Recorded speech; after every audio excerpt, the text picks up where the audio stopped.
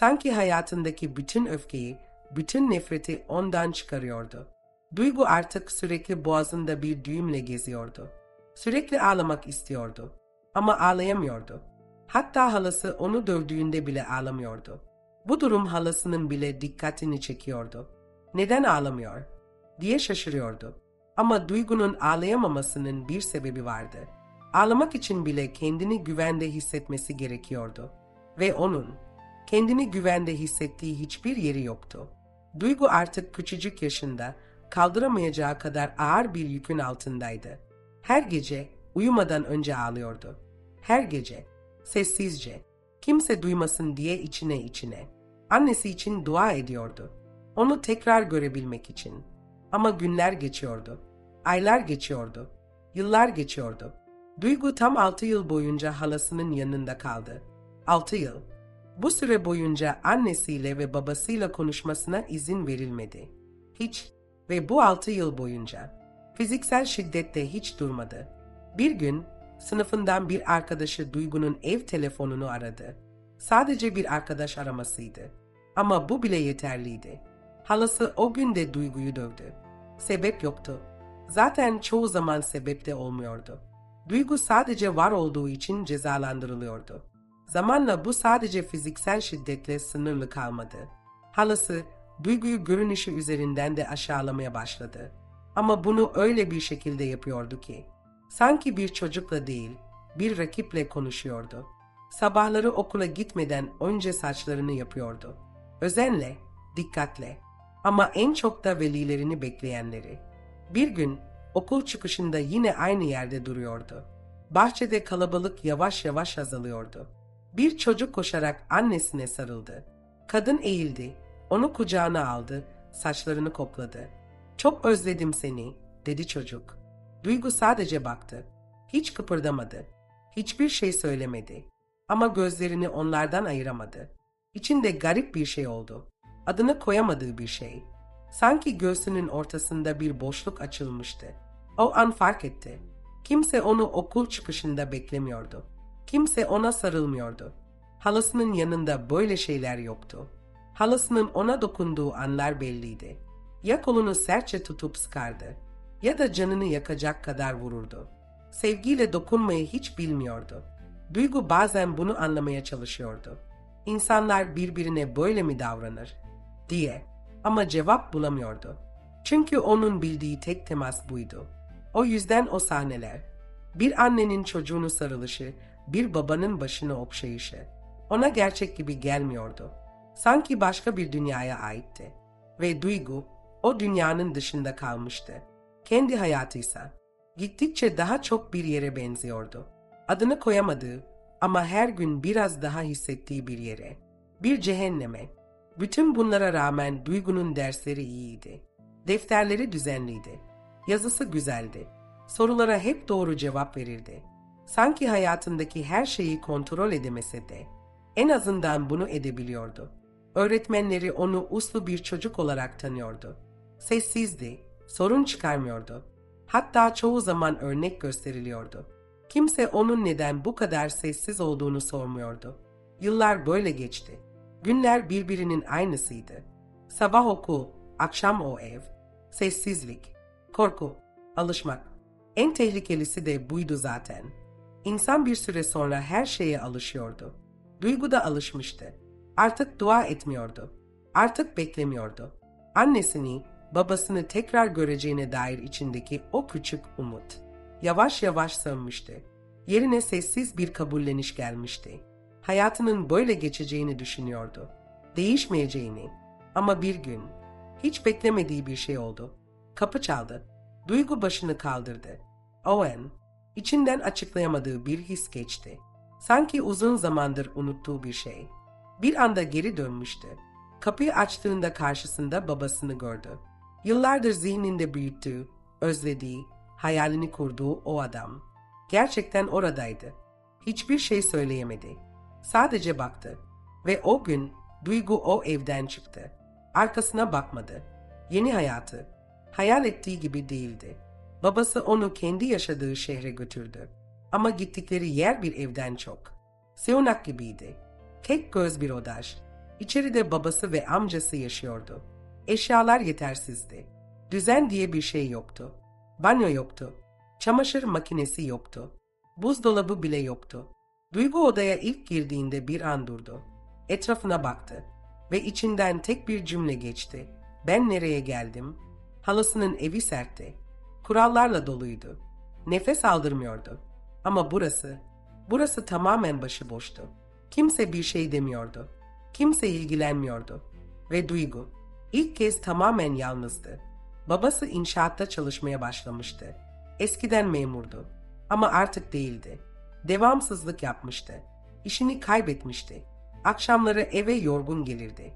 Çoğu zaman konuşmazdı. Zaten konuşacak pek bir şey de yoktu. Yemekler genelde dışarıdandı. Ucuz, hızlı, doyurucu şeyler. Çiğ köfte, sosisli, pagaka.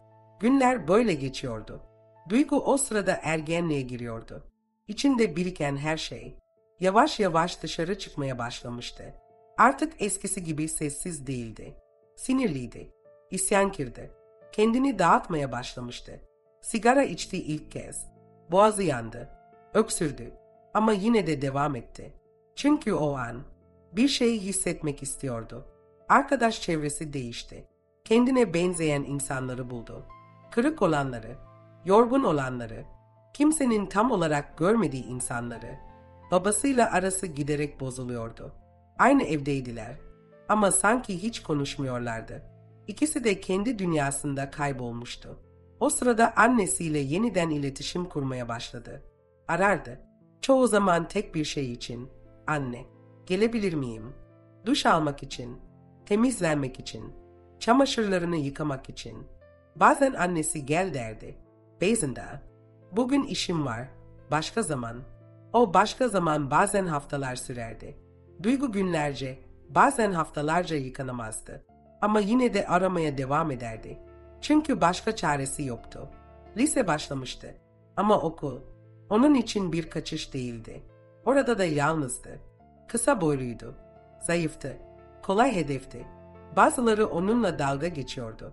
Bazıları görmezden geliyordu. Hiçbiri gerçekten yanında değildi. Duygu bazen kalabalığın içinde dururdu. İnsanların arasında.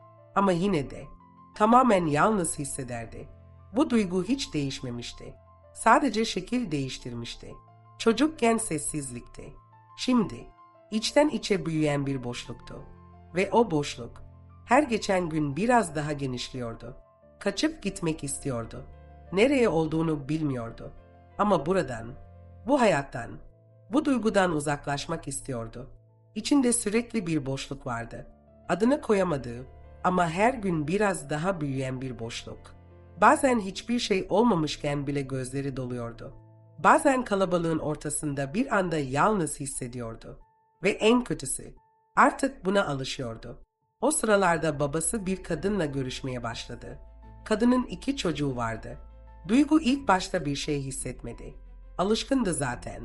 Ama zamanla bazı şeyler gözüne batmaya başladı. Babası o çocuklarla konuşuyordu. Onlarla ilgileniyordu. Gülüyordu. Onlara yemek alıyordu. Bir şey istediklerinde dinliyordu. Duygu uzaktan izliyordu. Sessizce.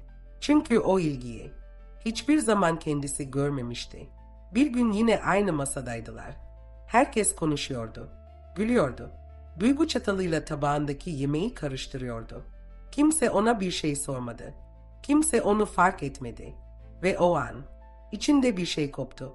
Bu böyle devam edemez. İlk kez bunu bu kadar net düşündü.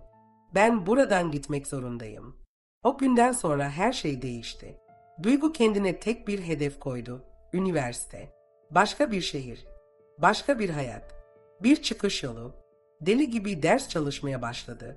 Sabah erken kalkıyordu. Gece geç saatlere kadar oturuyordu. Okulda teneffüslerde bile kitabını kapatmıyordu. Diğerleri konuşurken o çözüm yapıyordu. Diğerleri gülerken o sayfa çeviriyordu.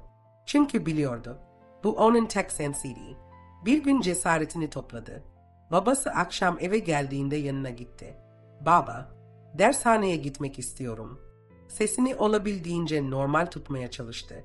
Babası kısa bir süre sustu. Sonra başını kaldırmadan cevap verdi. param yok. O kadar kısa söyledi ki. Sanki konu hiç önemli değilmiş gibi. Duygu bir şey demedi. Sadece başını salladı. O gece yine ders çalıştı. Ama bu sefer farklıydı. Çünkü artık anlamıştı. Bu yolda kimse ona yardım etmeyecekti. Ve bu yüzden tek başına kazanmak zorundaydı. Delirmiş gibi ders çalışıyordu. Dershaneye gidememişti. Ama vazgeçmemişti. Anlamadığı konuları biriktirmiyordu artık. Okulda öğretmenlerinin yanına gidiyordu. Soruyordu. Tekrar soruyordu. Kimse ona yol göstermemişti. O kendi yolunu buluyordu. Günler geçti. Aylar geçti. Ve sınav günü geldi. Duygu o sabah erkenden uyandı. İçinde garip bir sakinlik vardı.